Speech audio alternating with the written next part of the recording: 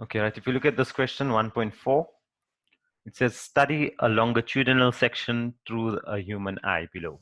Okay, we've got a diagram. The first step would be to label all of the parts, right? So who can tell us what is part A?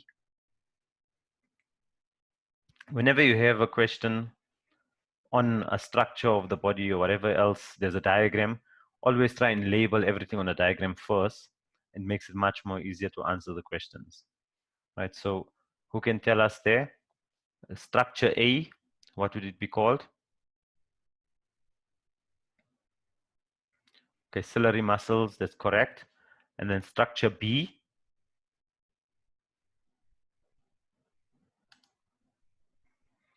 Okay, B is the iris, that's correct also. And then structure C, the lens. Structure D, remember we expect different people to also participate, right? In the end, if you don't participate, we're going to ask you by name to participate then. Right, D is the optic nerve. And E, good Katleho, that's the choroid. And F,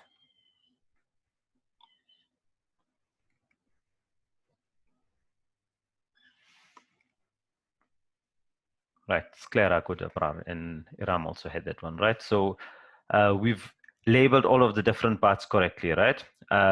Part E, it's very easy to mix up. There's a word that's very similar to this, which we find in the reproductive system, which is the chorion, right? So be careful to not mix them up, right? So we've got the chorion and we've got the choroid. The spelling is similar and learners sometimes mix them up, right? So the choroid is in the eye, the chorion and the amnion are two of the layers when we're looking at an embryo. Okay, so now if you come to question 1.4.1, we've already labeled the different parts, right? Part A, ciliary muscle, part B was the iris, and part E was the choroid.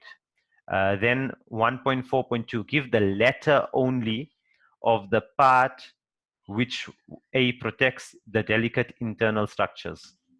Which part protects the delicate internal structures? Okay, so part F, the sclera, that's correct. And then the letter of the part which transmits impulses to the cerebrum. That's D, correct, good.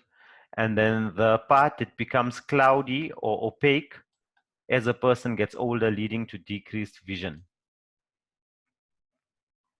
Right, that's C. And then what would that condition be known as when the lens becomes cloudy? Good, Talia also has given an answer. That's good. We've got more people participating. We're saying that, okay, so when the lens becomes cloudy, good Iram, it's called a cataract. Right, then the part that contracts or relaxes when the distance of an object from the eye changes. What's that called? Right, that's A, good, which is a ciliary muscle. Good. Right, so that covers this question. We'll just check the memo quickly.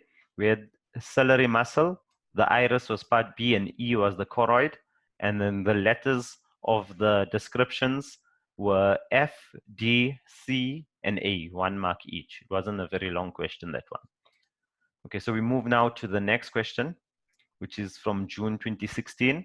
It also deals with the eye, but it's asked in a different way here, right? They're saying that the graph below indicates the change in the diameter of the pupil of a human eye. So always read this starting statement because it gives you some kind of information there. Okay, so if we look there, it says the changes in the diameter of the pupil. So what are the changes in the diameter of the pupil? What do they have to do with? What's that process called? And under what conditions do we have those changes?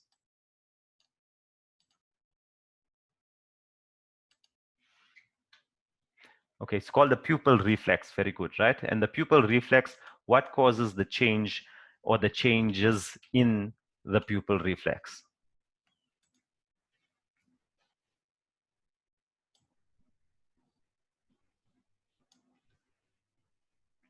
What conditions? Good. The intensity of light. Very good, Abrar.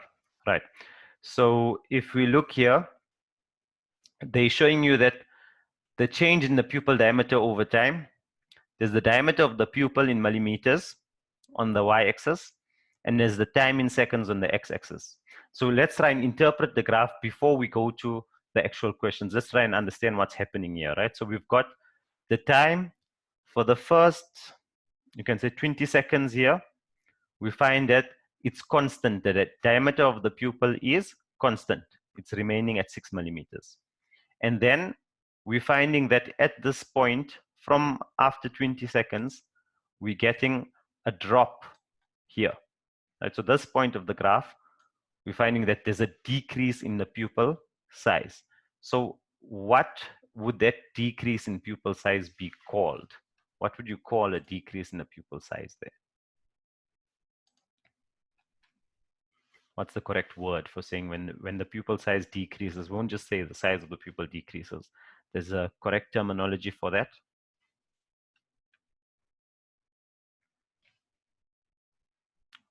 Contract, no. Contract has to do with muscles, right? So muscles can contract and relax. So like the ciliary muscle contracted and relaxed.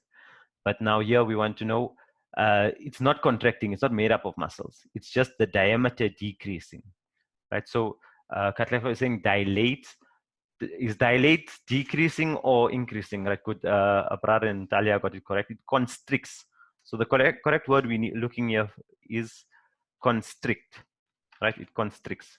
So there's constriction of the pupil, and you need to know these words. We're going to use it again when we talk of the skin and how in the skin there's changes on a hot day and a cold day. We also talk of the blood vessels constricting and dilating. So you're going to come across this word again. So it's good that we know what's happening. You can't say it gets bigger or smaller. We're talking of constriction, meaning that it's becoming narrower. The diameter is decreasing, right? So the pupil constricts. Under what light conditions do we have constriction of the pupil? Right, who can tell us that? So when could Abrar? It's under bright light conditions. Right, so under bright light conditions, we have the pupil constricting. And then if we look at the next point, right, from 30 seconds, we can see now there's a change here also. That from 30 to around 45 seconds, we're finding that now there's an increase in the graph. And an increase on what's in the y-axis, which is the diameter of the pupil. So what's the correct word then for increasing in diameter?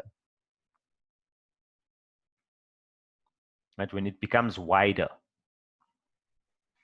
Good, dilate, Ram, right? So that's dilation, and that would obviously be under the conditions of light, which would be dull light conditions, right? So dilation, and that's under dull light conditions or low light conditions, if you like that, right?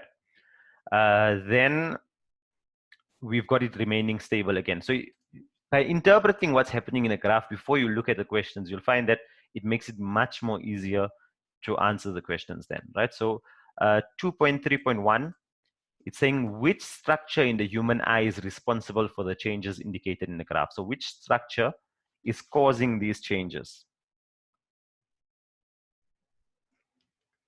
Okay, the iris, very good, right? So the pupil is not causing the change. It's the iris, right? Which is causing the change, because when those muscles change, either contracting or relaxing, it causes the size of the pupil or the diameter of the pupil to change, right? Either constrict or dilate. And a common mistake that learners would make here is to talk about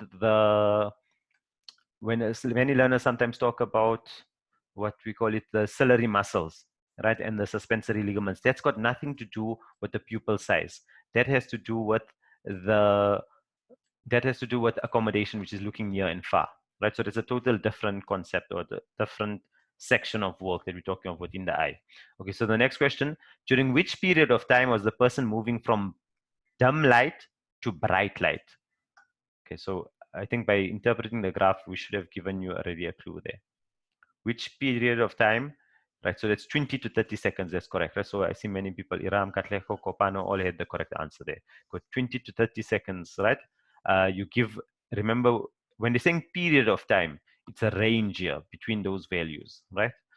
Then describe the changes that took place in the eye that led to the diameter change indicated from 30 to 35 seconds. So 30 to 35 is part of what we're looking there on the right hand side, and we've already said that is when you're moving into uh, conditions of less light, dull light. Okay, so when you're moving to dull light, describe the changes that took place in the eye. So who can tell us that? It's for 3 marks, right? So obviously here you're going to have a few points in your answer, right? So when you go to dull light, very good. The radial muscles contract and the circular muscles relax, right? And the best answer is to include the iris in your answer, okay? So if you remember from the notes, the video on the section, we said that in dull light conditions, we have the letters being mixed up, CR and RC, okay?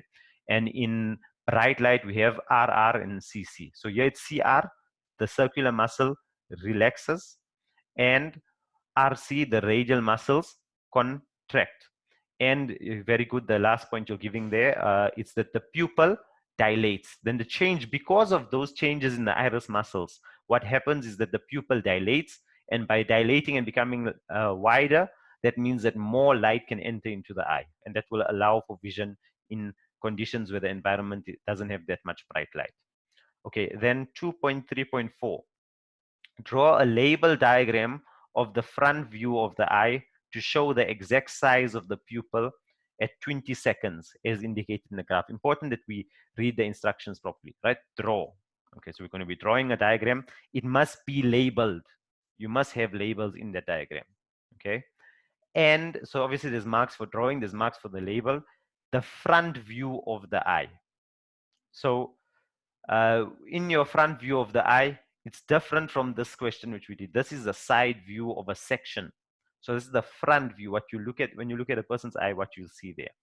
Okay, so you're going to draw that. What would the labels be that you'll be able to see in the front view? And you can type that out for me, and show the exact size of the pupil. So already the pupil is given in the question. So the pupil should be shown, good, Muaz, and then the iris is correct also. And the sclera, it's the white of the eye. So that's basically almost all of the structures, or the only structures you're going to be able to see from the front view as indicated in the graph. So because it's saying show the exact size, you have to go to the graph. And this is the part where many learners lost the mark. Many learners, if I remember when we marked this, got 3 out of 4.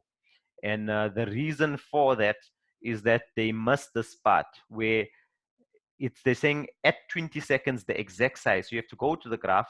At 20 seconds, it was 6 millimeters. You had to measure 6 millimeters, right? And use a compass or something and make sure that you draw a circle that is exactly 6 millimeters to represent the pupil, right? So if we look here,